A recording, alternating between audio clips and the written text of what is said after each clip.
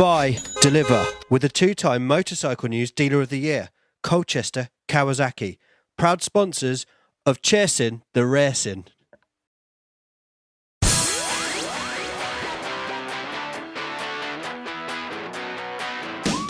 Three, two, one, and welcome back to Chasing the Racing, episode 72.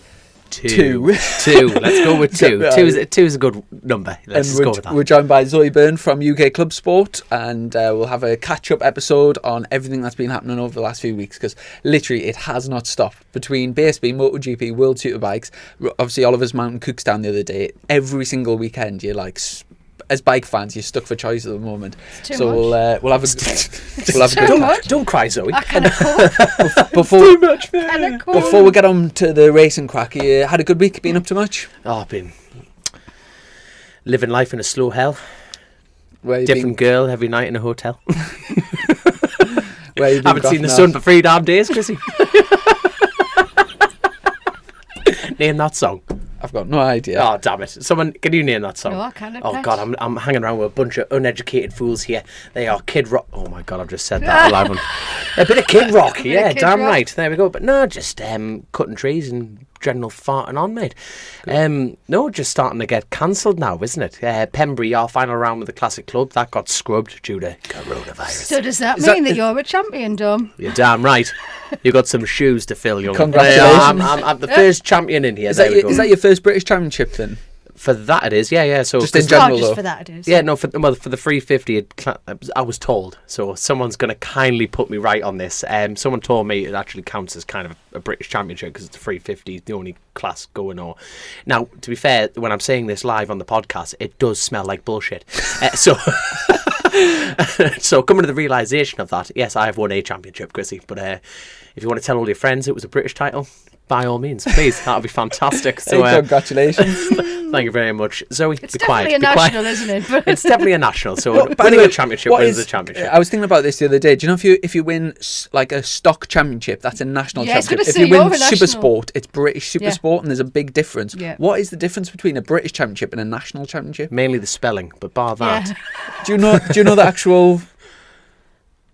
In what way? Oh, there's a definite, like, you're a British champion if you win Mm-hmm. Super Sport or Superbikes, but you're a national champion if you win Stock 1000, Stock 600. Because that's got British written on it and yours has got national written on it. I know, That's what is only, the difference between that? The race at the same weekends, like same tracks, like... I've got it. The paycheck. Stock 1000's never been British, has it? It's always been national. If you win the Motorstar, that's a British championship. But that's the top Motorstar, and the Super Sport's the top 600, and the Superbikes is the top 1000 in the country. That's and the 350s is the the only 350s, so it is a British championship. We'll go with that. Well, it's been a good night. Thank you very much. I'm off. That Dom Herbertson merchandise is just going up in price as we sit here. Yeah, people are wiping their arse with it right now. So there we go. Flat out or not? Flat out or not? That's nout. That spells nout. Anyway, right. So Zoe, aka this bitch, basically walked in. There's a lovely merchandise for our 130 club. God love you all, and thank you so much for not obviously pointing out the horrible spelling on it. But no, Zoe's come in, kindly ruined my life, which is great. But at least you know now. Yeah, but you know that's like finding out your girlfriend's got the clap. You know, you don't really want to know and how she got it or anything, so you might as well keep the secret to yourself. But anywho. About Nout. How the devil are you, Zoe? After I've just openly gone down your throat. Just come in here and totally peed on your parade. So I'm feeling great now. That's how you do it, Zoe. That's how you do it. Obviously, you said Pembury's been cancelled. Is that you finished for racing this year then, or have you got anything else in the pipeline? Well, basically, I'm going to the centre of the universe tomorrow to play around with gods and goddesses. A lovely little place called Taulo. Ooh. I mean, you mentioned this in the last I mentioned this, right? Basically, it's a shithole on the top of a hill. It's fantastic. So I'm off to do my first motocross race.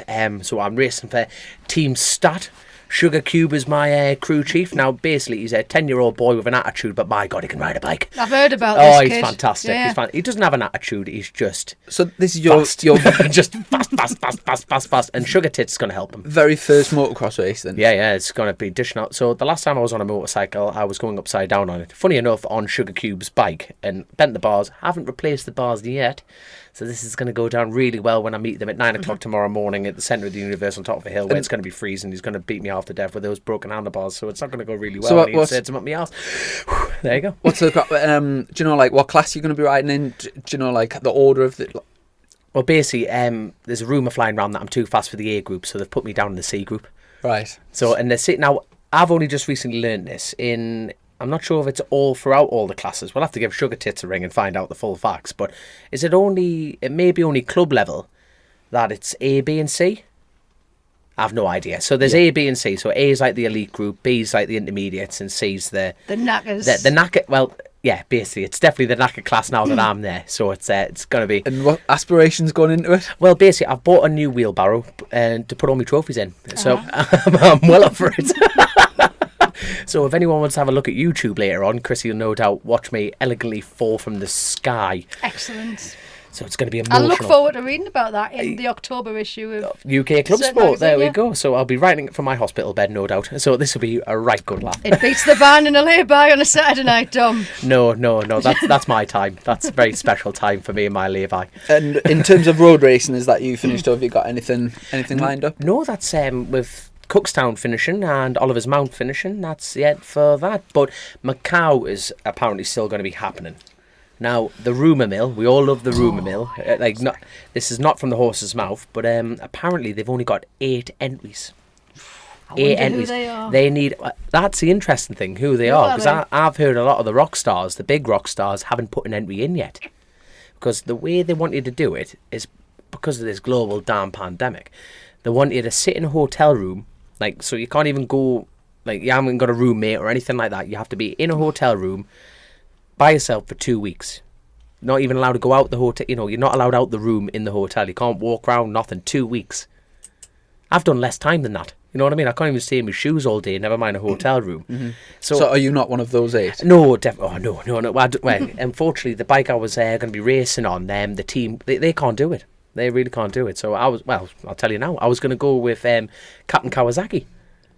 On the ADSS Kawasaki. So they came up and said, we've got a bike, do you want to go? And I'm thinking, bloody hell, yeah, of course I want to go. They always put a fantastic bike, well, they're their own bikes, but they do a fantastic job of them. And I thought, match made in heaven, really. But unfortunately, they've got jobs, I've got jobs, and when you think that's 2 weeks in quarantine, then you've got a week of riding, and then it's like the travelling involved in that, then you have to quarantine when you get back here. And if you have a race like last year... Well, that's it. Now, if everything goes right at Macau, everything runs absolutely to the dot, it works out as 2.5 hours riding. It's a lot of... That's a long way to go for that. Don't get me wrong, it is a fantastic event. If you ever get the opportunity to go, it is unreal. I know when we did the last Macau review, I was talking about the smell, but also that was on one particular part of the track. It was honestly, you just go anyway. You'll have to go back to that episode to listen to it. I'll go and look that one up. Go look that one up, exactly. But no, it's a fantastic event. It really is world class. But 6 weeks. That's a long, long time when you accumulate it all together, and a lot of teams can't do it. Mm-hmm. And when you think none of the bike races get paid to go. Mm-hmm. The car lads get paid to go. Now, to be blunt, if they paid all the lads, it would be a great opportunity for a rider's rep, because the Macau organisers are trying to see who's going and everything like that, which is all fair enough. But to be honest, in that particular situation, we need a rider's rep. So Michael Rutter would be ideal, or Peter Hickman. Obviously, it's a lot of work that they won't have time to do or anything. But one representative here as a rider going, right, who's going, who's this and that, and saying, quite frankly, being able to hand out some money. It's an island filled with £1 billion casinos. But the problem is, well, come on. Can I be controversial? You've created this for yourselves by going out there for free. There's always going to be, it's the same with everything in motorbike racing, and probably all racing, that no, you're not wrong. If you say I'm not going to come back, there'll be another 5 or 6 people just waiting there to jump in. That's the problem, unfortunately. But they had a big year of a lot of newcomers coming off, and they don't really want newcomers there. But to be honest, this is the time for that change, because when you think there's only 5 lads there who are professional riders who get paid to be on a motorcycle. So it's a bit like if they're getting a team ride, off you go. Like, let's use John McGuinness. John McGuinness is a professional rider. Right, John, I want you to sit in a hotel room for 2 weeks. He's getting paid to do that. Obviously, that's not gospel. I don't know what his financial state is, but as a professional... I'm sure he will be, yes. Yeah, exactly, that's it. But for the rest of the grid, Derek Shields, Sweeney, Brian McCormick, you know, like Paul Jordan... Big Phil. Like Phil Crow, you know, you got to think, you know, the rest of that is a full privateer grid trying to compete at that level, and you're thinking 6 weeks off work. Nah. That's what you're at. That's what you're asking. You think, well, like, I'm self-employed, and the reason I went self-employed is to have the time off racing, but I can't. There's no way. I can't afford for next year. Under usual circumstances, without all the quarantine share, it's, you know, it's a good holiday at the end of the year for you. A bit of a blowout, a free holiday, have a bit of a laugh, good chance for a race type of thing. But for 5-6 weeks, it isn't worth it. I tell you what, though, that's probably one of my biggest bugbears that sometimes road racing gets. What's that? It's, I know you did not mean that maliciously at all, I know that, but some people treat these events as like holiday races. The problem is we get used to seeing the great big party shots at the end of it. So what are people going to think? In all the autobiographies I've ever read, everyone says, you know, they go to the TT, they're making money at all the big road races, and then they go to Macau for a bit of a blowout at the end of the year. Then they go off to Thailand for 3 weeks at the end of it. We've all seen the pictures. No, I'm not saying that doesn't happen, but for me standing up for myself, really, it's like, especially like I get really along with Craig Neven. We both get along with Craig Neven. All you're looking at is sector times, track time, like this and that. How do I get better? It becomes, you're not going there. I would not go to Macau for the holiday. I can go to Stanley Crook and hop in a dodgy, you know what I mean? Hop in a dodgy hot tub and get loads of wine down my neck and have the same experience. But I want to go there and improve. And, you know, that for me, I can't afford to go 6 weeks to try and do that improvement that year. But speaking of Craig Neal, he's out on he's getting himself a new BMW Gen 4. So really? From next round, he's God, where's his cheddar coming from? I think. Well, I don't know what drug dealer. Spread the rumour. Everyone listen to this. Craig Neve is a drug dealer. He's tall enough and he's good looking enough to be a drug dealer. So Craig Neve, if you're listening, you're a drug dealer. So bit of a shock horror.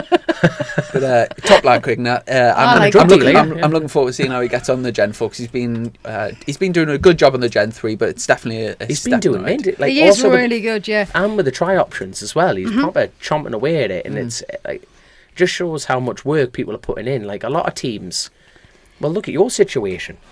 You had potentially like thinking, I could have this year out. It'll be a canny movie, wouldn't it, at the end of the year? But that's would be. But like, the thing is, a lot of and that is upsetting for me. A lot of teams have gone, we'll wait till next year. Everyone else is moving. There's always someone training harder, putting the time in. Chrissy, you're currently leading, may I say, magnificently, at 20,000 points ahead or something like that. 27 points ahead, son. That's a DNF in hand. But the thing is, it's, if you sat round and waited for someone, like, no, don't get me wrong, I'm not having to go at any other teams or anything like that, but it always comes down to finances and racing. But you chose to pull your finger out your arse and look where you're at. That's where it is, isn't it? So, like, Craig Neve's definitely doing that. He's seizing those opportunities and constantly moving the barriers, and he's constantly. He wants to just better himself, doesn't he? That's it, you know. Exactly, and you think when the TT comes round, he's going to be in a. Well, put it this way, like, the facts are the facts. I'm quicker than Craig Neve on the TT at the moment. That's the thing. He's putting the track time in. He's getting everything. Like, so he didn't do the last TT, did he? Because no, he was injured. Kneecap. So of course he was. That was he's a lucky lad. Like, he's a lucky, unlucky lad. But Aidan Robinson, who also writes for your lovely magazine, he's done a lot of work with him. He's doing and he's got him up. From where he came from that accident to actually what he did at the Classic, which was, he said he was going to go to the Classic. He obviously wanted to top 3 before he had the accident. Had the accident, then said, I'm going to go to the Classic, and if I finish the race, it'll be an achievement. And didn't he get like top 5s or something? Top 5 or something like that. He was absolutely howling on that thing. Incredible. It was Davo Johnson's teammate. Yeah.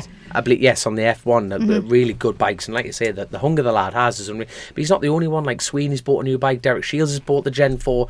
It's going to be the Gen 4 bleeding grid, isn't it? But that's what McCormack's on as well, isn't it? Brian McCormack. Yeah, now, I've just put the puzzle together. Is Feiho his main sponsor?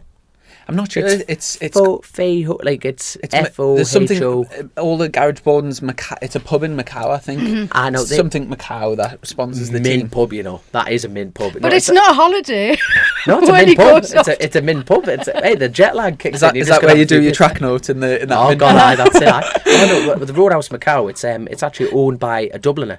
Right. Dub, so It's like an Irish bar. It's an Irish, but it's a brilliant idea. You know, they've got the rock music on and everything. But really, in Macau, that's the only thing that borderline resembles home, really. You know what I mean? So, but it's on the other side of where it is, and it's a fantastic place. But he's a very passionate bike fan. He sponsored Daniel Hegarty as well, but like his home's never too far from Macau. No. So he really keeps an eye on Brian McCormick and Derek Shields, and you know the proper Southern lads. Well, so, speaking of BSB, obviously you came down at the weekend, Oulton Park. Did you have a good time? Yeah, well, obviously I showed Harry Truelove. He got on the podium after a good hard. I'm a full-on Motec technician, so I sat there with the laptop open, had a looked all serious for a bit, and I said, "Well, Harry, it's very simple, mate. You need to brake later and accelerate harder." And then the next race, he got on the podium. So you know that championship really is down to me. You know, I would like to take full credit for Harry's podium finish, which is outstanding. And I suppose you're taking credit for Chrissy's win. Oh no, as well. no, because I don't want to ruin him. He's doing well. He did ride well, mind Harry, didn't he? Yeah. Riding on the pipe. I tell you what, Bradley Perry, what a 10th to 3rd. Was that in the second race? The second race, what a fantastic bit of galloping on about that. But I'll tell you what, let's move all them to the side and let's talk about Christopher Rouse. Mr. Rouse. Fan-bloody-tastic. I've got my pervy voice on. I know. Fantastic. Oh yes. It sounds great coming through the headphones. That pervy voice. It sounds great coming from me. Yes, though, Christopher. Yes. talk dirty to me, Chrissy. It was a good weekend, mate. Well, obviously, championship-wise, went in second and came out with a bit of a big lead. Championship-wise, it was definitely the best weekend of the year. But in terms of my positions, I've been first or second in like pretty much every race this year. So it's not like it was an exceptional for me. It just happened that my biggest rival, obviously Tom Neve on the Honda, he's been consistently first and second the rest of the year, and for some reason, really the Honda just really didn't struggle. like it, did it at all? Really struggle. Davy Todd was nowhere as well, wasn't he? And then speaking of the Hondas, they did well on superbikes, mind. Yeah, they were better. Did he pull in? Did Glenn Irwin pull in? Yes. Yes. the one Which of the race was that? Second. First one, second one. He was complaining about. No, hold on. Was he complaining, or was there a press release that there was a problem with vibration? That's what I've heard. I've got no idea. No, it was Shaky Byrne talking about vibration through the bike. The lad is leading British Superbikes, which is a British title, not a national. It's he's pulled in because of vibration. That is blowing my mind. How, you know? This is news to me. I've got no. No. Wow, there you are. Take note, all listeners. Yes, I know. No. So no, yeah, he was complaining about vibration through the bike. Right. You're thinking there's got to be another problem. There's got to be vibration is vibration. You know, yeah. I just It must thought the have been Hondas had something a bad day all round, really. They 'cause did, didn't it? They were just not. They weren't anywhere near what they've been. I think Andy had a mechanical and pulled in on one of them. Glenn maybe pulled in, but they were both running pretty decent, qualified decent, and. But when they saw the domination of like the first couple of rounds, but they didn't test it all, did they? No. So, how important is Pacific Track? Like, you have done your homework this year, Chrissy, and it's it's showing. You know, you got the Phil Crow bike, and you just got to the grid. It's Gabriel's bike, isn't it? With Phil Crow, yes. Yeah. So anyway, you've gone to the races that you're going, and you're thinking about race pace, and that's working. But then you think, what happened to Honda? Why didn't they go to Oulton Park? But you never.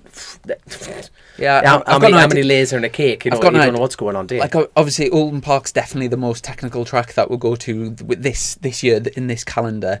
I went down and did a no limits meeting, but it was just one of those where I chucked the bike in. I didn't take any new tyres or like scrub tyres. I think it was like £200 for my entry fee for the day, and just used scrub tyres, bit of fuel, and that just allowed us to get, you know, my engine braking sorted, my gearing sorted, played a little bit around with the suspension stuff. So it just meant when I got to the weekend, from first lap of free practice, I basically had a good package to start with, and then it was just kind of fine tuning.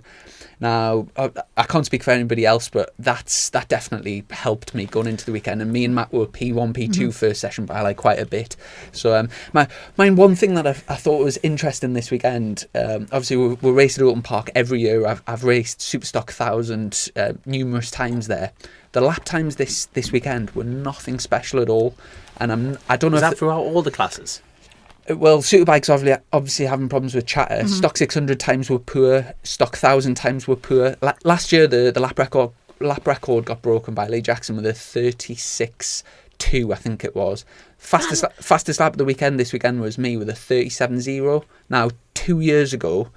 Hold on, are you talking about outright you were the fastest man of that weekend? Stock 1000. I was yeah. about to say, fair play. You're So, good. so 2 years ago, in 2018, my first lap in free practice 1 was a 37.3. That would have been pole position in qualifying this year, and that was my out. That was like I did my out lap, and my first lap in free practice 1 would have put us on pole.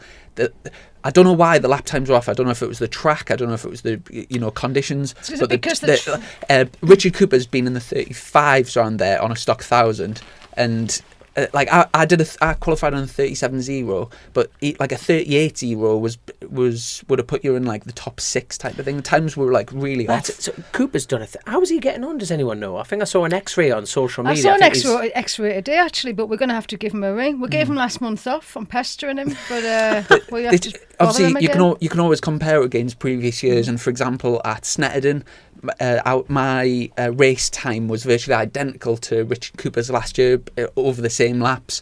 Silverstone were faster, but the track seemed a bit faster. Donington were about the same. Is that because that'll be track temperature? That surely, because Silverstone's normally the first round, isn't it? Yeah, that could be all the. I'm not sure all the Not sections always. was faster. Sometimes it's the last round, But the second last for this round. round, I don't know why times just seem to be quite a bit off. Could it be? I was going to say, could it be because the track hasn't been used as much, but no tracks have been used as much, so you've not got that. Yeah, like you say Or with could it Silverstone be stuff like that that, you've had less time to, which is something I was wanting to talk about anyway, but we'll come back to that, is like because no one's really had those first few rounds to get dialed in like they do normally. Is it because you haven't had as many races when you've got there? Normally this round you've already done 6 or 7 rounds, haven't you, by the time you get to Oulton for the second time in the year? But the point I'm making is like last year I was faster and I got 2 4th positions and I was like scratching. This weekend I was comfortably the fastest person all weekend and like won the second race comfortably, and I didn't even like have to go into the 36s. Like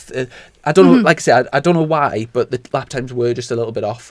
But obviously, from the championship point of view, it was the perfect weekend for me. I was kind of thinking if I could beat Tom in both races, say if I won both races and Tom was second in both races, I would have a 2-point lead right now. And right now I've got a 27-point lead. So obviously it was a bit of a disaster for him.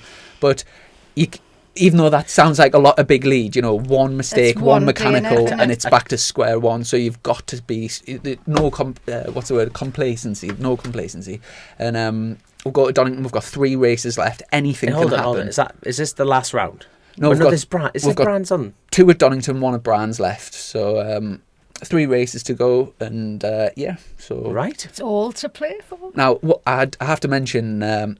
It was my first pole position, by the way, of the year, which I was very happy with. I've been on the front row every round, but it was my first actual pole position. Hold on, in stock 1000?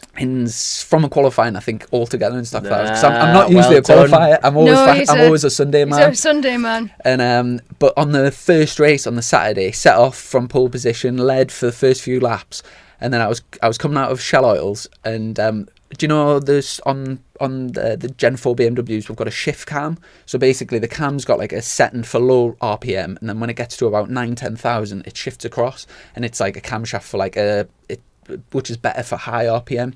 Well, I came out of Shell Oils and it felt like hitting the pit limiter, so I came out and that's kind of, and I obviously shit myself looking down. I tried changing gear, and then eventually it just popped back out and just carried on going. And I thought, that's weird. So then it happened again, and I lost the lead. And then I went miles back, and it was just on and off all race. But it was happening in the weirdest places. And obviously, every time it was happening, you're like, that there's loads of bikes behind coming at you fast.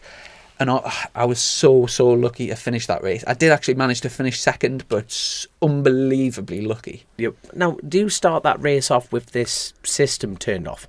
What system, sorry? You know, like, so you're talking about the cam shift. The shift cam, yeah. So you start the races with that turned off. You can't turn it on and off. It's just the shift cam is built into the bike, so the camshaft's got 2 settings on, and after like 9-10,000, it shifts across. You can't turn it off and on. So that is a constantly active bit of equipment. Yeah, yeah. All right. Because normally on like all the bikes now, you can just turn everything off and make it full whiskey. You can't do it with that bike though, so it's always in play on that side. Of Yeah, things. you've got to run it, and like when the bike went on the dyno afterwards, it wouldn't go past like 10,000.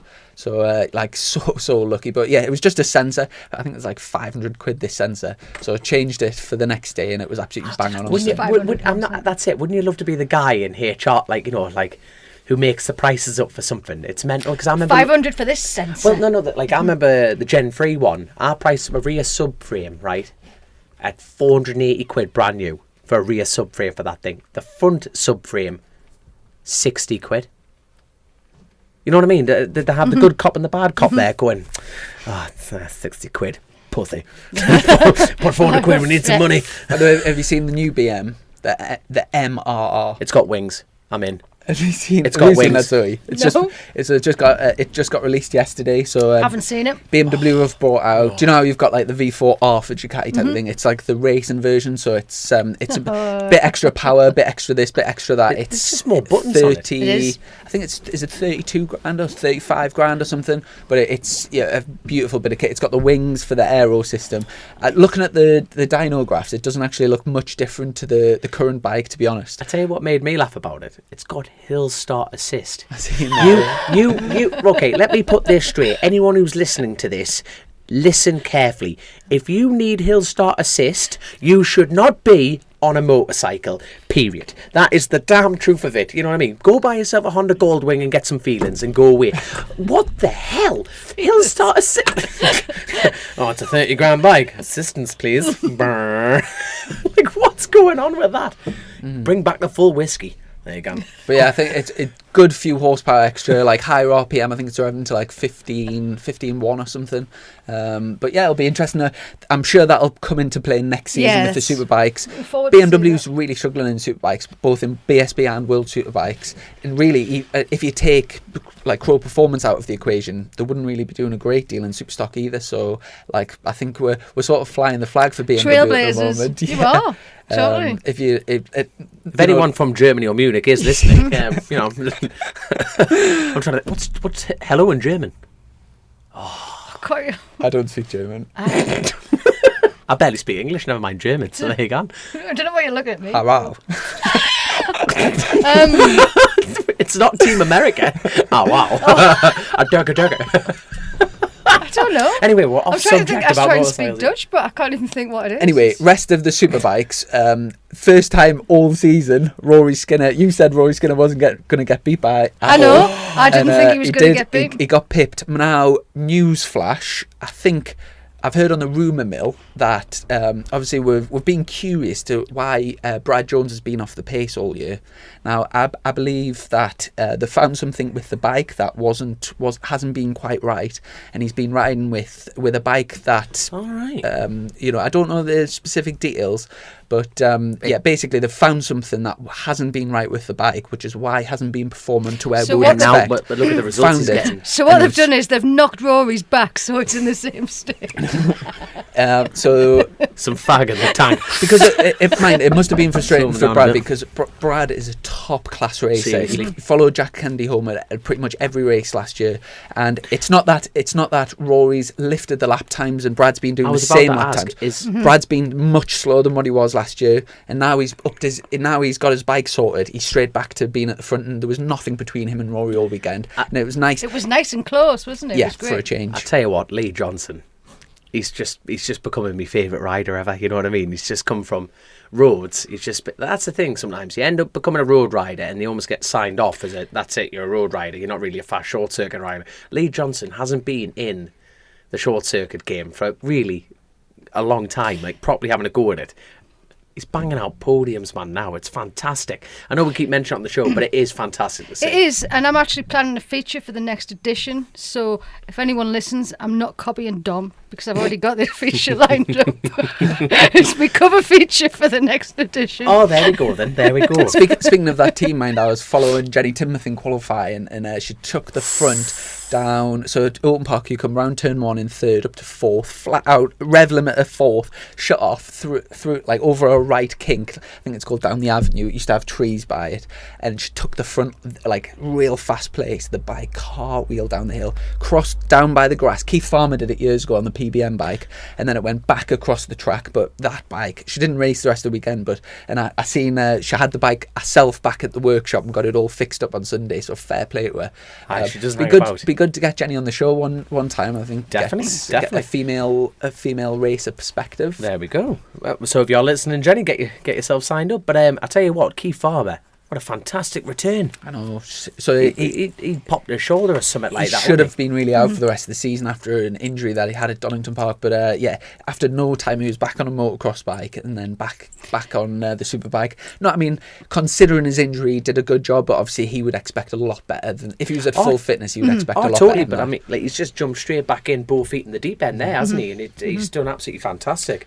Speaking of, you mentioned just before Jack Kennedy. He's done a decent enough job, hasn't he? Yeah. So Kennedy obviously was with bike, with the tag Yamaha. They've pulled out for the rest of the season. Dan Linfoot's obviously been standing for Richard Cooper on the Batham's bike. And He's selling one, isn't he?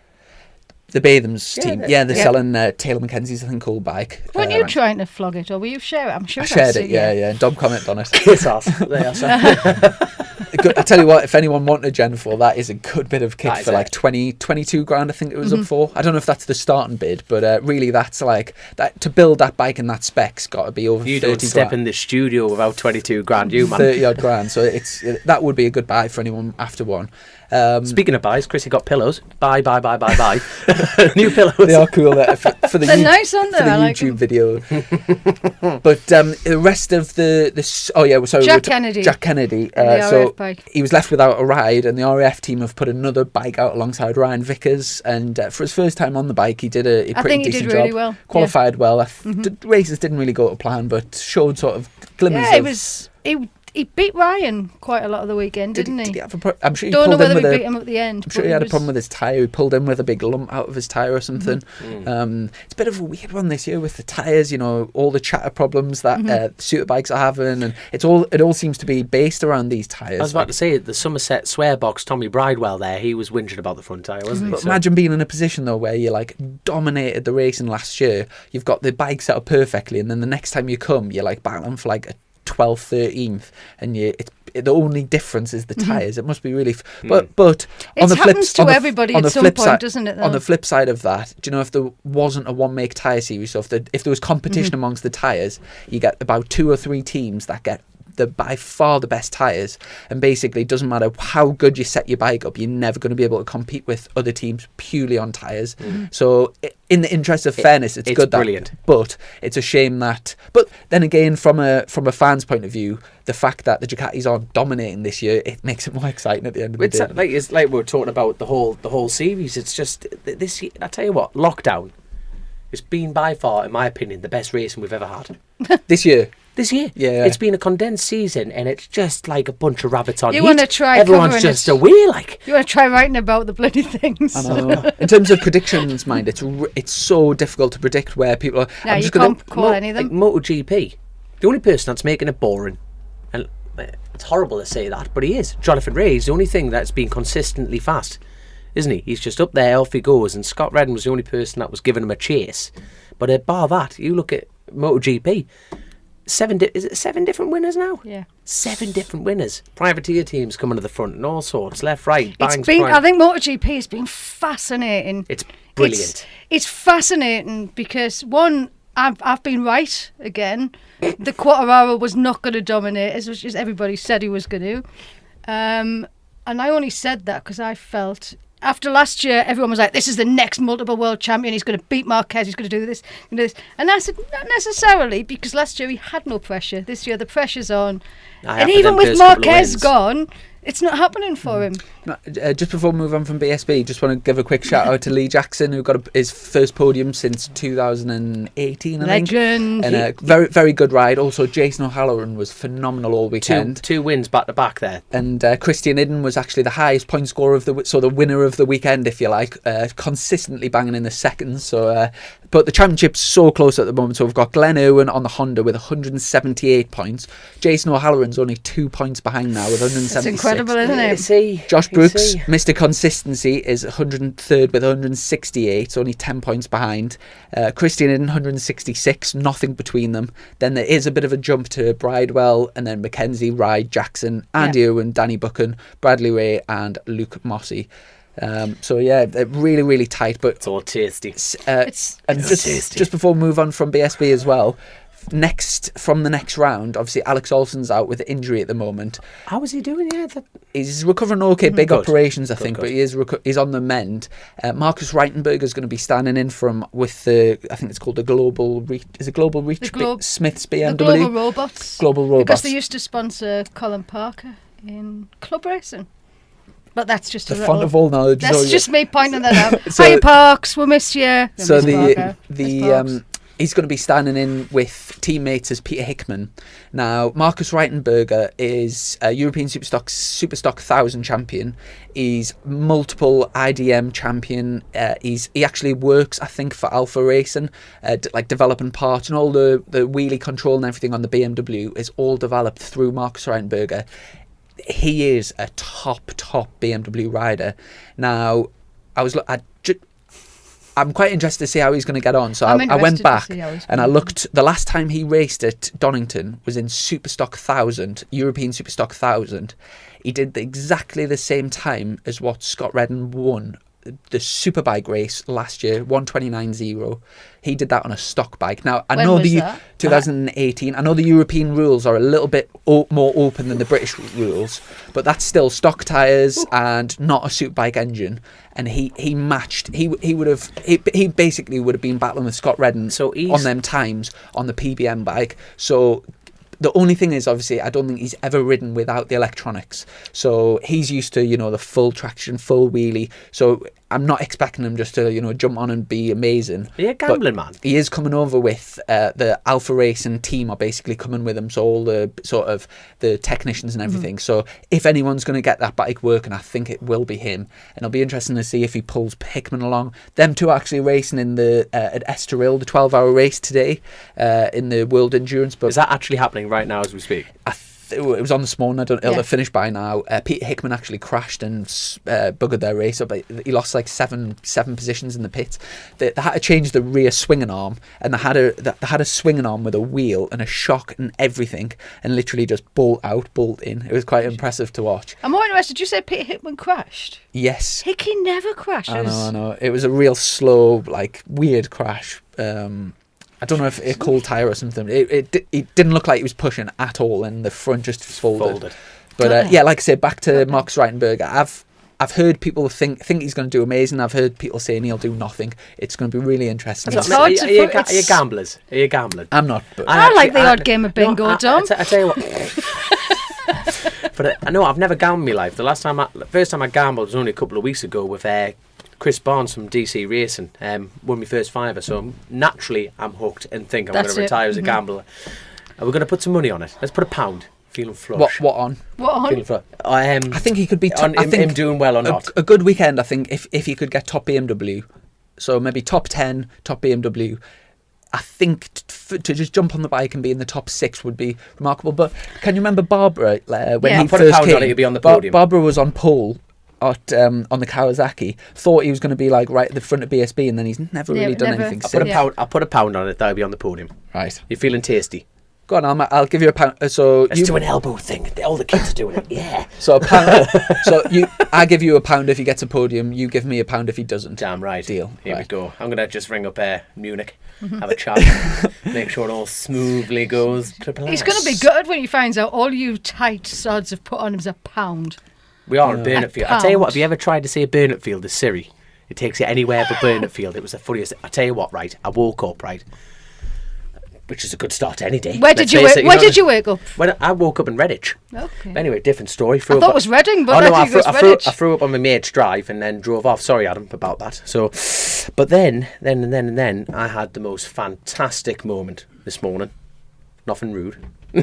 Nothing rude. Nothing rude on a cooked breakfast. That's it. I tell you what, I've just got this lottery app on my phone. I've just got it, right?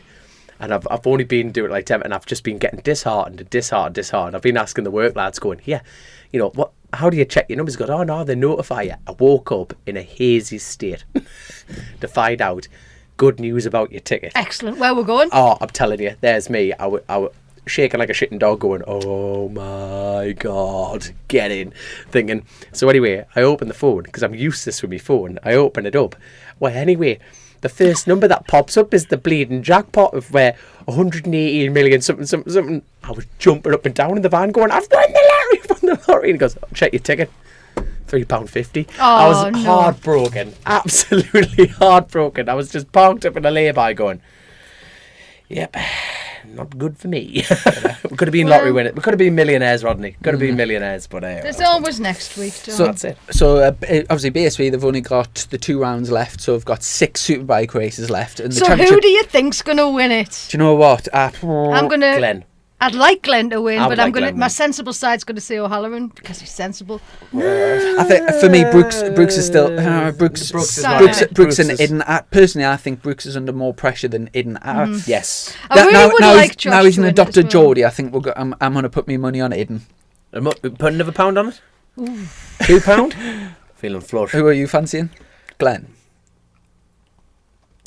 Let's go for Glenn. I got a pound on Glenn. You've got to say Brooks' at Brands. He was unbelievable. Brooks is very good at Brands. On the old tyre. That is true. On the old. He did come tyre. good at the end. At I mean, he's hardly a slouch, is he? Let's be honest. I want him to do it's well. tight though, isn't it? It's funny that in most I'm years... going to put a pound on Brian McCormick. It's funny most years they have to put the show down to try and keep it artificially tight, where this year there's no showdown and it's as tight as it would ever be. That. So I want Glenn to win. I don't know, because I've always liked Glenn. I like Glenn. Right. Just looking at the air, but I think Jason, when it's all working, he's just faultless. Yeah, Yamahas weren't very good at Donington last time though, and Hondas were very strong. It is a difficult one to call, and I am really looking forward to it. And I like Josh because... Put a pound on it. I want £2. But don't match me I'll put a pound on... Well, who are you going with? Because I'm happy... Glenn. Right, I'm going to put a pound on Christian and a pound on Brooks. What are you going with? I have to go with the Osho. Osho, fair enough. The Osho. There you go. All right. So I've got Team PBM. You've got Team PBM, and I've got a lot of money coming my way by the sounds of it, so woohoo! Right. I know Christian didn't win it. Obviously, adopted Geordie and all that. Adopted Geordie. Now, let's talk MotoGP. There's actually MotoGP qualifying on today, so by the time this podcast goes out, the results will be already out. Old news. But MotoGP's been back to back. So I have no idea what's going on. Who's doing what? All I know is incredible. It's ridiculous. There's 7 winners. That's all I know. So we had 2 races at Misano, and then Catalonia, which was when World Supers were last weekend. You know, it's just mental. It's mind blowing. Now, It's just speaking of championships being close, right? We've got Dovi on 84 points. We've got Quartararo on 83 points and Vinales on 83 points. So there's 1 point between top 3 riders. Mir is on 80 points, only 3 back.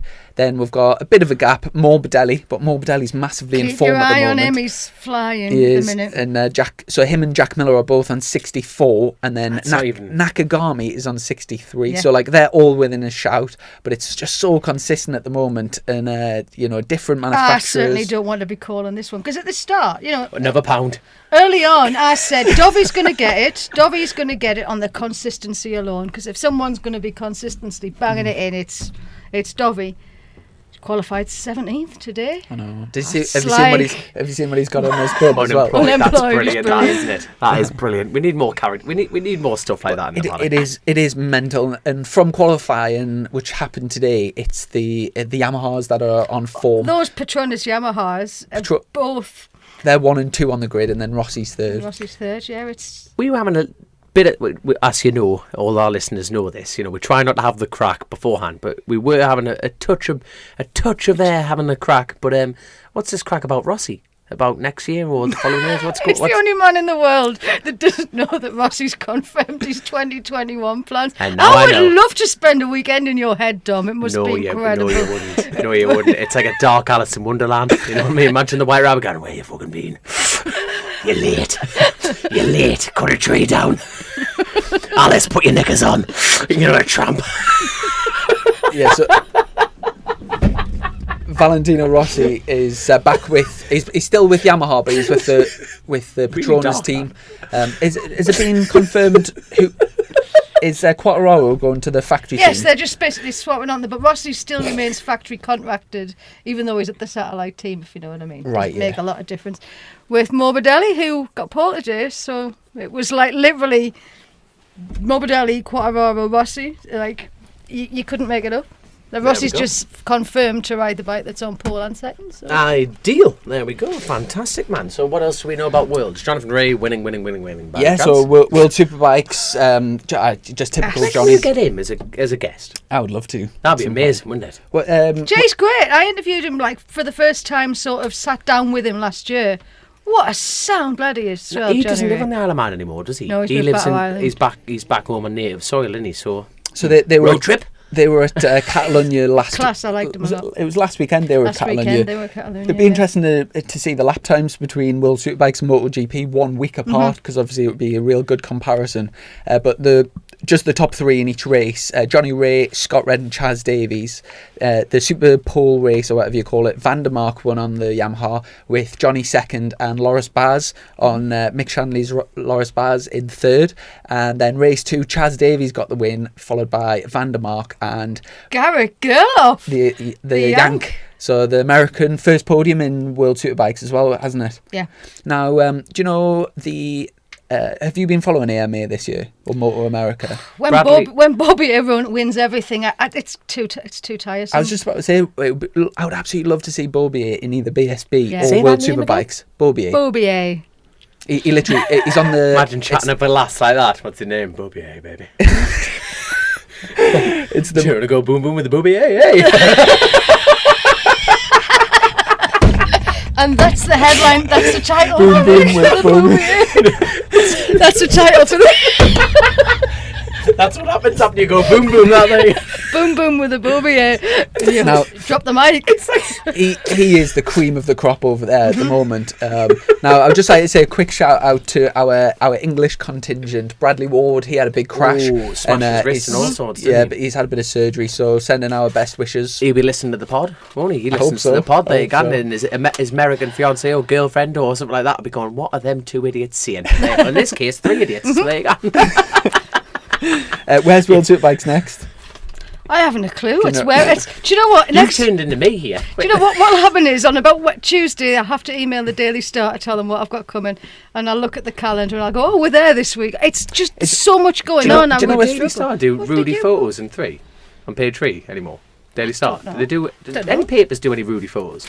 Do you know, I was just about to say, do you know how, as a journalist, people will be interested in this, as a motorsport journalist. Is there a dirty page on page 3? As a motorsport journalist, is it your choice about which championship you cover and stuff, or do you get told we need a one on like MotoGP? No, I get sort of. Well, I was employed to cover MotoGP, British Superbikes, World Superbikes, and the TT. And we often do a bit about Macau as well. So have you got a free reign each week on? So, like for example, if you wanted to do one on Sugar Cube and Chasing the Racing Lads, what would the main editor say? Not even Dominic winning the highly anticipated, highly competitive Class 3 C class. British champion Dominic Herbertson. I tell you what, I'm going to make Billy Bolt look like Mrs. Billy Bolt after this weekend. I'm telling you, I'm just going to go boom. You watch. Well, the Daily Star. Sugar Cube in my corner. Did you see Billy Bolt? Laughing. Billy Bolt wiped the floor with everyone down at Hawkston and the enduro thing the other weekend. And then he was out. If you follow his Instagram, by the way, have you been watching his vlogs? I tell you what, he's the funniest lad ever. I think he's just the most. He is what the motorsport needs. He's just such an entertainer. He's a proper entertainer. So You've got to follow him. You've got to go follow him on Instagram. Please. Check out his vlogs. Just type in Billy Bolt, and he just carries the camera everywhere, and he's always his relationship with Tommy Searle's so funny. Proper entertaining, like. But Yeah. we'll have to try and get him back on the show and Definitely, hijack his famousness. Now, Madness, man, madness. in terms of road racing, there's pretty much, after Cookstown finished, there's pretty much nothing. Yeah, Did you get to see any of the coverage from Cookstown? Well, because it didn't go out in the last race and the weather wasn't like, I think the weather stopped play. So the biggest problem, like green light, the racing was like all over the place. It was like a wet race and a dry race, and you're like, what's going on? What order? I tell you what, though, Darrell Tweed, he had a big crash. Not a big. Let me just restart that again. He had a crash in the wet. He was coming down the hill, and I tell you what, I kid you not, he's the unluckiest man ever. He's cracked his pelvis. He's made a right mess of it. He's gone down the road. Now, the runoff into this corner, steep downhill, there is literally a straight road to the left, an open field where the organisers have kindly cut out the hedge to let riders go through. Mm-hmm. He has gone beelining straight for the fence post, even though it's padded up, phone a car. But the problem is, that corner was designed for a little bit of a slower crash. So if he went down, really, he wouldn't even enter the field. He lost it coming over the top. So he's come over the jump down, and the thing's just gone whoop, lost the rear, and he's gone skittling down like on his arse, and he's just gone crack. I tell you what, there was another thing they showed. Adam McLean's crash.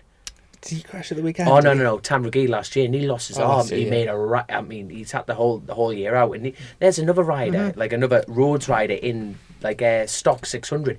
He is absolutely flying. He's come back from a serious injury, and he's really put on a show. And he's putting in some seriously good times. But I tell you what, Tam Reggie, now that is a road race. I've only ever done it once, and regrettably, I've only ever done it once. But what a circuit. Adam McLean, they showed the footage, onboard footage. He's tipped in that slight bit of early, upset the front, and I mean, he's gone straight into the hedge, but the hedge has grabbed it and the bike's flipped, and you can just see the camera angle, and you're thinking, he is lucky is the perfect explanation for him. He's lucky he's still here. That's the blunt of it. So to come back from that injury and to be able to go to Cookstown, he was absolutely flying on the thing. Fortunately, had a bit of an off in the open race, just lost the rear on the ZX10, but Super Sport and Super Twin, untouchable, absolutely untouchable. But like going back to Darrell Tweed, he's definitely one of them riders that have, and he wouldn't mind me saying this, he's always been underrated. Always been underrated. Now, a good team have put him on a good bike, like got a brand new R6. The McAdoo team put him on the Super Twin, and he was absolutely on the chase. And the unfortunate thing, he had an off, but that was just the weather and everything like that. It was just unfortunate. But what I'm gutted for is he's only had one crack at one road race this year, and you think he really shined at that one event. And sadly, people may only just see that one event. You know, he needed a couple more races like Moy or Tam Reggie, you know, to really go, let's keep an eye on Darrell Tweed. But no doubt he'll be back and absolutely chomping at the bit to get going. Well, speaking of having a year out, I'm just taking over the podcast here now and asking questions. What's your thoughts on, obviously, how will the TT, for example, recover from missing a year, as in lap times? If we've missed this year, we don't know if we're going to all be back together next year for any more. How... When you lot do go back, are you playing catch up, or is it just like, hey, it's like we've never been away? No one's gained an advantage. No. Which is the important thing. Now, like, when we started this, it's all about trying to be positive about the sport and everything like that. And this is dangerous territory for me, what I'm about to say. And I'm not slagging it off. I'm going to be very pessimistic at this exact moment. It is not looking good. No, this is why I'm asking, because I said I'm the same. I feel the same. That breaks my heart. It really breaks my heart, because I am a road racer, and I base my entire, not year, I base my entire life around this event. And unfortunately, it's not looking good. And there'll be nothing, like, I hope they almost scrub it earlier. We're in the middle of a pandemic. We've all got reviews. Opinions are like arseholes, everyone's got one, haven't they? You know, it's like this, that, and everything like that. But the fact is, the rules are the rules at the moment. Them's the rules. That's it, and it's a bit like, what I've heard is they're not letting anyone in the Isle of Man till March, April. Costs £2 million to set the place up, and it takes 3 months to do it. But you couldn't have any newcomers because they're not going to be able to come and do any laps with Milky, for example, like they traditionally do. If people aren't allowed on the island, yeah, you're not wrong. You're not wrong. But don't get me wrong. I think you see the Isle of Man, the revenue of it, they can't set up a 37-mile long lap without people there. It's not like they can have a closed situation or circuit. I tell you what, the Macau thing. I love Macau. Don't get me wrong, but it's not the TT. I would quarantine in a box to go to the TT. I would just sit there for 2 weeks and just then go racing. That's how much it means to us. But it's just not looking good. And my worry is, and I'm not sure if this is really quite common knowledge, because it's a self-efficient island, it always comes down to a vote. They have this vote every other year or something like that. Is that in their parliament? In their parliament. And I tell you what, it's not 80% we want the TT. It's 51%, 52% we want the TT. Half of that island do not want the Isle of Man TT to run. And the Isle of Man can be self-efficient without the TT. Now, the problem is we're all bike fans. We're all thinking, how can they do that? Yeah. How can they do that? Now, don't get me wrong. They're booling in nearly 60 million. So you're thinking, well, give us 2 million, I'll give you 58 million back. It's a no-brainer. But that island can be self-efficient without the TT. And if we have another year off, they can prove that. I remember they can now that 48% people saying, oh no. It always comes down to the money. It doesn't matter what team, way, work of life. You shake the money tree. That's the thing, and that's what always gets the TT. Are you worried about the total future of that? The total future of the TT, and that is now. Yes, I had a few drinks last night. Yes, I'm a little bit sensitive, and I'm being a little bit hard. But my God. But that's just because you love it so much, because it's such a big deal. I am scared. I'm generally scared because I think if they get the idea in the head, they're always going to go back to the safety card. You can't. This generation is 100% behind the red tape. That's good. That's bad in some places. But if that island shows that I can do it, and now don't get me wrong, you pull out one weed, another one grows. Weed's the wrong terminology for that. But what I mean is, the Isle of Wight could be the new thing, but the problem is the history that place has. It's steeped in it. It is a motorsport icon. It is the world's greatest motorcycle event. Motorsport event. Every person in the world has heard of that little rock in the middle of Irish Sea where a bunch of psychopaths get on motorcycles and go as fast as we can. And if someone said to me, and I've said this before, you've got to cover one, I'd pack the whole lot in to do the TT. That's the truth. That's going to get me sacked, I'm sure, somewhere. But I would. I mean, I'm with you on it.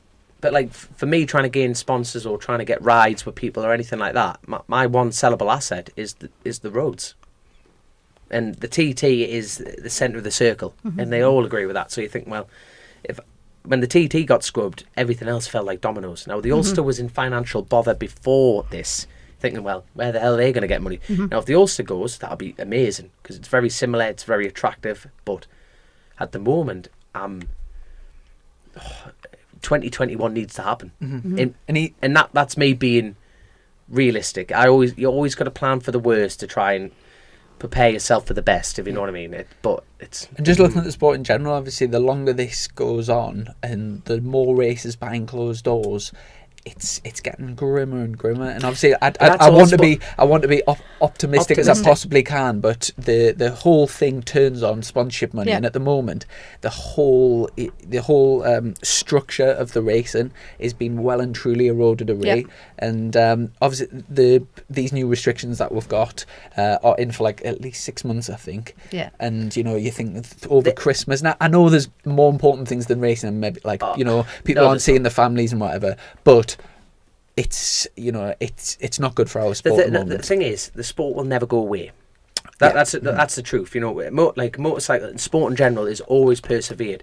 But the problem is, we've always talked about the glory days on this. They've been and gone. We're going kind of downhill a bit now. The problem was it was starting to glory days. The cheddar side of it. But I mean, there'll be more people earning more money right now in racing than there ever has been. Aye. Oh, but well.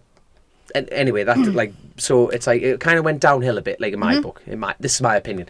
And then now it was just starting to rise up. The competition, the classes, the rules, the BSB, the TT. It was just all starting to come back in, and it's just like, my God. I honestly think we could look back at 2020 and think of like, look at all the championships, and I think we could easily be living it through the glory days right now. Oh, totally. No, I totally agree. No, don't get me wrong. If you win the championship, this will be the this- glorious days. Chris, don't worry, it'll be the glorious of times. No, but like I say, like our point prior, this has delivered the best racing. Yes, like no, I totally agree with that. I'm talking about a financial stability in it. Yeah.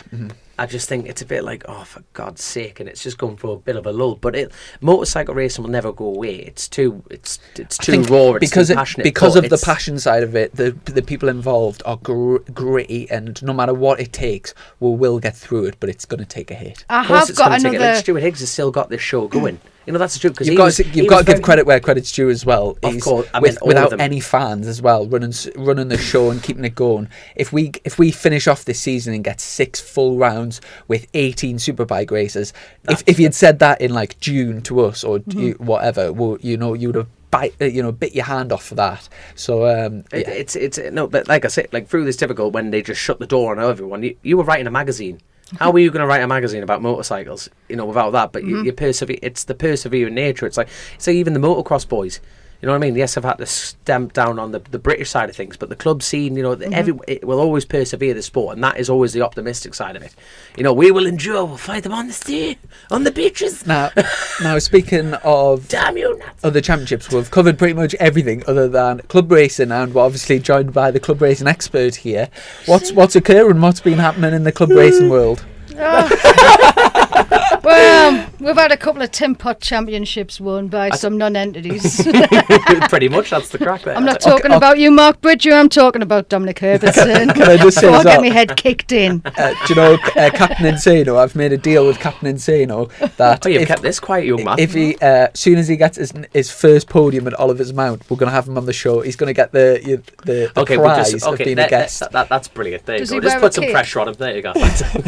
No, he did really well at Cookstown, mind. Did he like get a podium as well? No, I think. Oh, he's going to hate me if I've got this wrong. I think he was in the 4th place. I don't think he got in the podiums. I'm not. Or front row. No, Domtos tend to get things wrong I get as well. wrong thing all the time. It's a perfect thing to hide behind, a perfect shield of idiocy. So there you go. But no, I think he got 4th, but we will correct that next time round. And I see, obviously, you did a bit of club racing at Thundersport. Was it Mallory Park or a few weeks You ago? did Mallory, didn't you? Yeah. Was that Thundersport? Yeah, Or that was Thundersport. So yeah, who was winning those races? I tell you what, James Hind had he had a crash this weekend, Alton Park. Did he? I thought he wasn't out. Was had he a out con- at Alton? He had a Oh. concussion.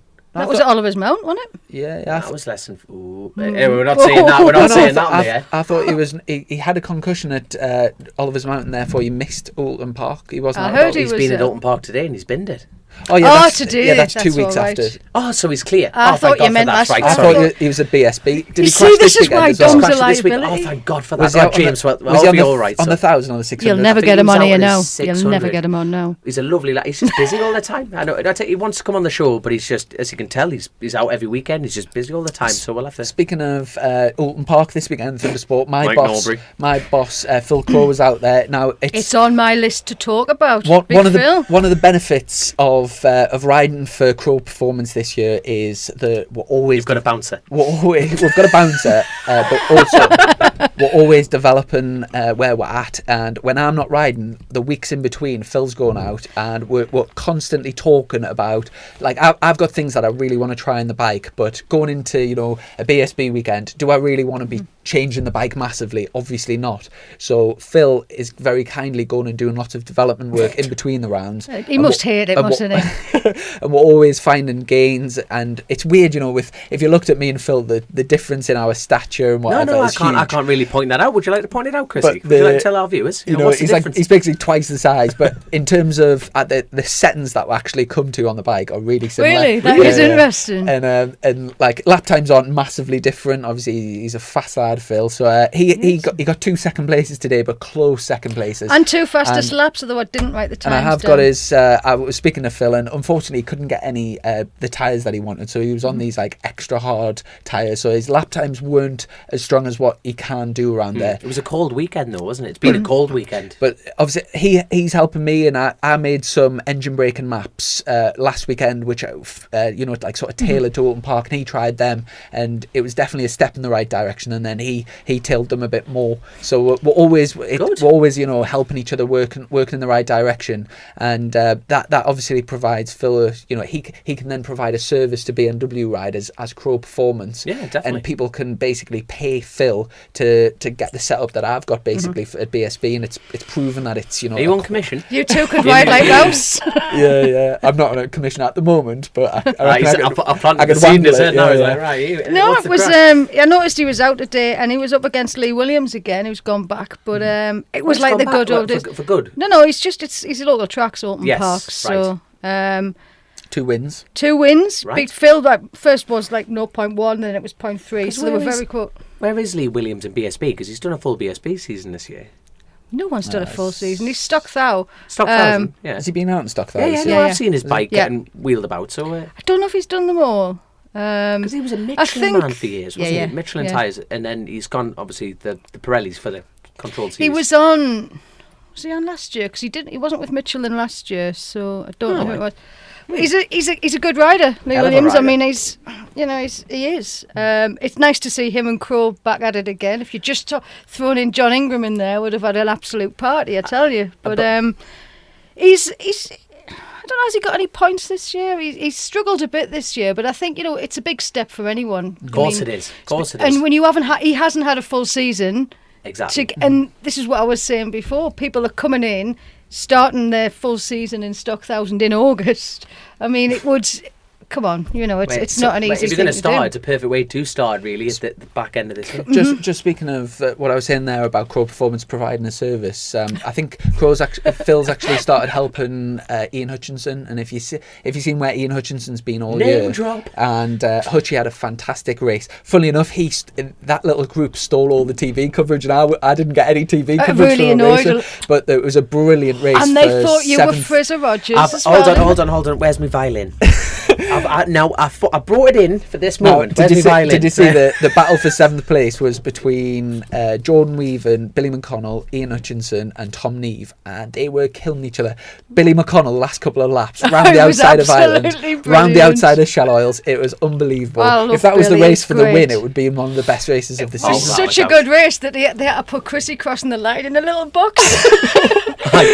But then they really annoyed me because it was all the cool down lap. They just showed Fraser Rogers and they were like, "Oh yeah, great race from Chrissy Rouse," and I was like, "You're showing the wrong rider." And then eventually someone must have realised, and we got like a little shot of you. And I'm thinking, who are you waving to? There's nobody there. No, Marshall's. There's loads of waving, and I'm thinking, who are they waving Just to? Another quick shout out. Braden Elliott got a podium, which was phenomenal on Saturday after he came over from Australia. And to be fair to Braden, he came with quite a pedigree from Australia and started out well, but he kind of lost his way a little bit, and he sort of set his own team up, and it looked like he sort of hit a bit of a wall and regularly outside the points, but he's just kept on going, kept believing in himself, kept persevering, and to see him get his confidence back up, doing some club racing, winning some club racing, and to get a podium in National Superstock 1000, you know how competitive it is. Yes, and to see the lads he's beaten and whatever on his own bike, hats off to him, and you could see how emotional he was on the podium, and fair play to him. It was great to see. Good lad. Mega. Going back to Thundersport, Mike Norbury, who broke my mum and dad's chair. That chair is now known as the Mike Norbury chair. Fantastic. Leaving your mark, it's like, oh yeah, is that the Norbury chair? Well, can't sit on that one. DC's racing. He had a third fantastic today, and then what happened in the last race, Dom? Do you know? He went for a cartwheel. Did he? No, but the thing is, I tell you what, them DC lads. Mike's landing on his feet, deservedly so. Nicest guy. Chrissy fancies his girlfriend.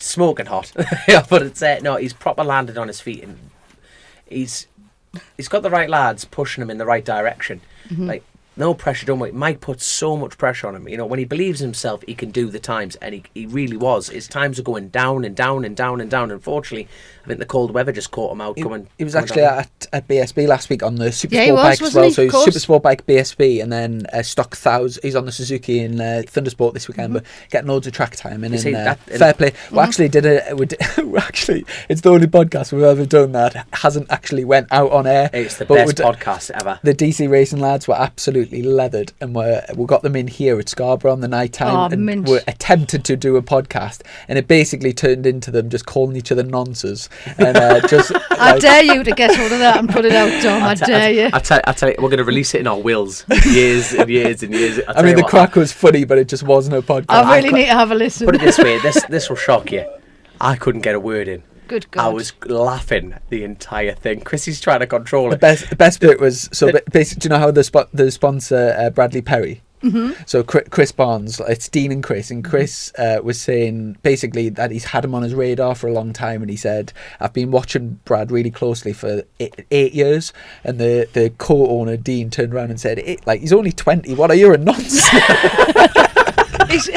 Honestly, they are absolutely outstanding lads, but the crack was phenomenal. But we're gonna definitely get them in sober.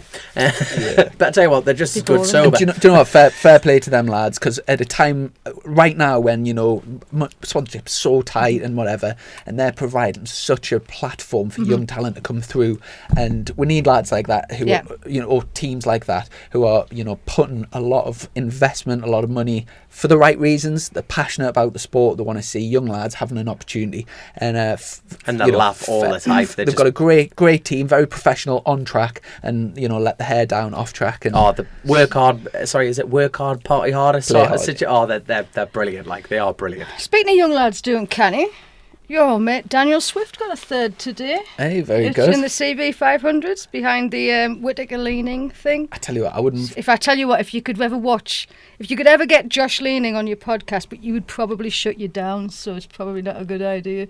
He's another one. You should do a drunken podcast with Josh Leaning.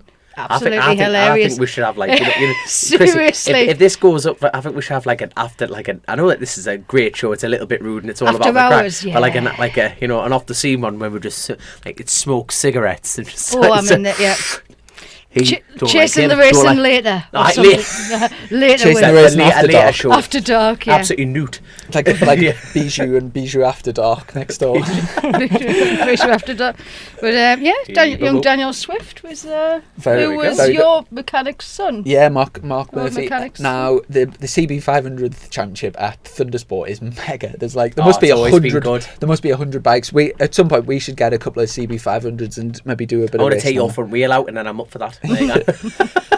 But I tell you what, a little shout out before we go. I had some beautiful custom paddock stands made for us this weekend. My sponsor Alan Towell brought them down. You paid for them from a guy called Gavin Williams,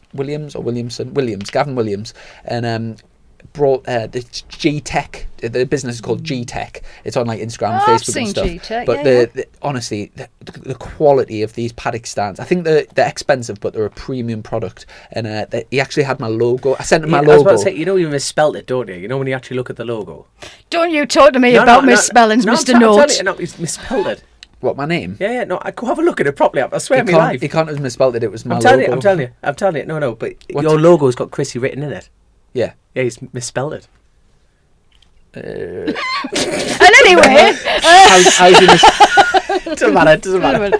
I'm pretty sure he hasn't, but I put the photo on Facebook the other day. Nobody's mentioned that. But yeah.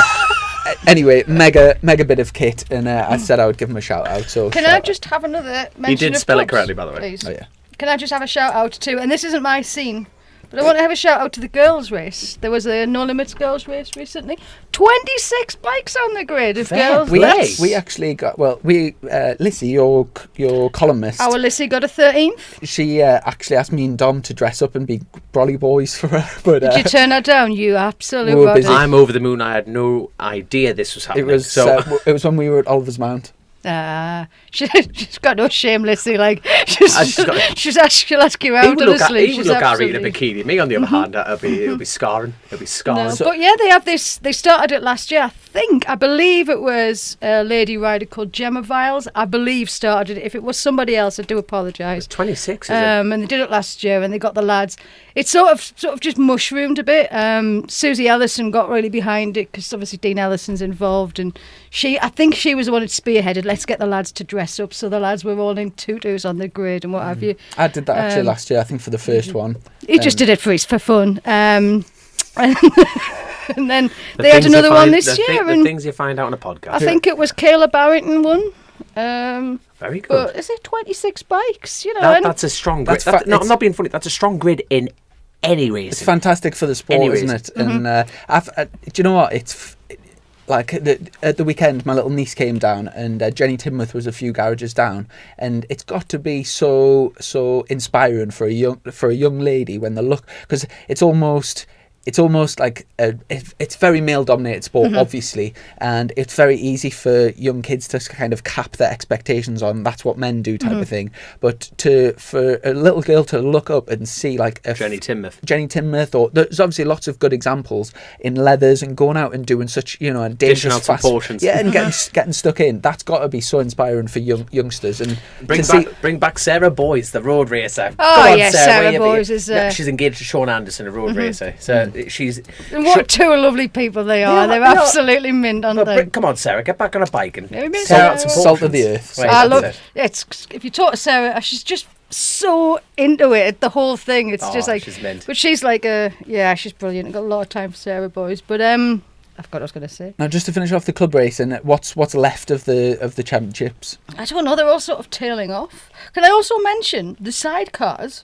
Darley Moor has a full grid of sidecars for next week or the week after, because the sidecar lads, they've gone crackers and they've really worked together. Yeah, they've and that's next weekend. Oh, the weekend after, I think it might be. Is that the same time as your Donington? No, he's next weekend. Your next weekend, Darley. No, I might put a passenger out. Wait, I'm desperate to get back on a sidecar. Desperate. Could have gotten you out with Harry if he wasn't on the bloody island. There you go. Been perfect. He's going to take Lissy out as there well. always seems to be a last minute shout out for a passenger. Yeah. I'm like, yeah, I'll do it. Well, no, because they cancelled the championships, and they, like, Lee Crawford is like, he got behind it and he said, let's all make sure when they open the clubs we all go to the same places. He says it's pointless 4 of us going to Bemsey, 2 of us going to wherever. So there was a few of them all just kind of said, right, so the grids have been really big and they've all had some good fun and they've battered out. And the photographs of like Croft we had from the Battle of Britain, I think, and just sidecars back out, and it's really good to see. You know, have you ever been in a sidecar? I've not. No, it's something I have. I've been in one. What, would you passenger or? I would do both. It's Kirkup racing at the weekend. I have no idea. That would be a good it would be a good shout out for you. Usually passenger for Kirkup. Only when he knackers his previous man. I'm just gonna text my man Sugar Tits, find out the crack. And just before we wrap, it's a no. That was a quick reply. Just before we wrap things up, I have some really, really sad news, I'm afraid. Yes. I seen on social media this week a good friend of mine, Chris Green, road racer and races at Stock 1000, has sadly lost his fiancée, Chelsea, and beautiful people. You know, as a couple are the amazing people. You know, like I said, the road racing and super stock, proper tight family team. You know what I mean? It was just like seeing them over, and when we were blasting Almeria, they were there, and I think it was first time Chelsea had been on track, and you know, really, really living life to the full. And just, you know, send best wishes. I know thoughts and comments and whatever are it's not going to help the situation for Chris right now, but just feel so sorry for him and him and the family and all the friends. And I really hope that.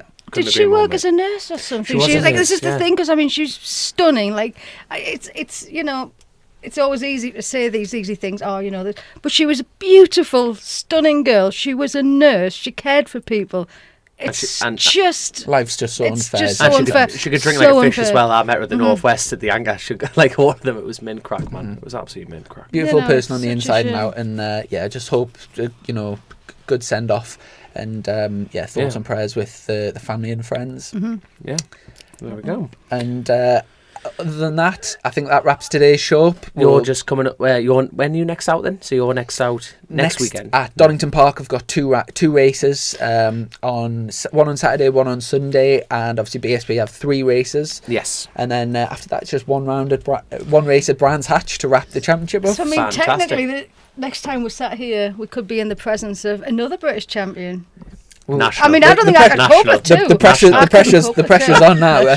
One British, Actually, one yeah, national. you're right. He is national. and obviously, I'm going to win Towlaw motocross racing tomorrow with Team Sugar Tits. So Well, good luck with that. There's gonna be also great. you haven't confirmed whether or not you're riding with us at Mallory yet as well. when is that then? Halloween. I'm there. Oh, spooks. I'm there. Sign me up. I'm Excellent. doing. Is that the same time as Thundersport Cadwell? They'll not be going till Halloween. I don't Because think. I'm doing that with the Cowton team. Ah. Just remember, I'll check that out, but obviously Super 600 you and Super wouldn't Twin. so- believe the amount of people who are desperate to ride at Free Tech Endurance. It's like we've had. Oh, I heard someone said Tom Booth Amos wants to ride for us. It's like, and I was like, well, and then someone else had said Garside's literally elbowed his way in, and it's just like, That's all good. we've only got one seat left 'cause it's a 6 hour, I'm there. and obviously I'm there. I'm signed up. Dom was our early choice. Oh God. Must Remember be at the start of the desperate. year though, Chrissy couldn't do it because he was He's signed full to factory, isn't Kawasaki, wasn't he? He's full. That's it. Full factory, Chrissy, doing the business, dishing out the portions. Hoorah! Right, I'm bored. Bored of your crack. Let's tidy up the show. I'm sick of looking at your I'm face, sick Dom, of to be this. honest. Let's go home. Take care, and we'll catch up. Are you coming down to Donington next week? Yeah. We'll get a bring all pod- my motocross trophies. Have I mentioned that? Excellent. We'll get a podcast sorted for then. So take care, everyone. Have a good week, and we'll catch up soon. Watch yourselves. Love you all. Stay dirty. Click, buy, deliver with the 2-time Motorcycle News Dealer of the Year, Colchester Kawasaki. Proud sponsors of Chasing the Racing.